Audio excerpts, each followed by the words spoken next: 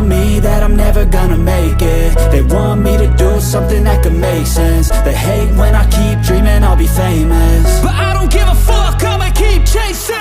I got all this potential that's deep inside of me, but they hate when you're successful cause they try to be. They sit there being judgmental because you're trying things, and they just want you to settle and do the right thing. So get a good job, don't slack off. Wake up every morning, make a good impression on your boss.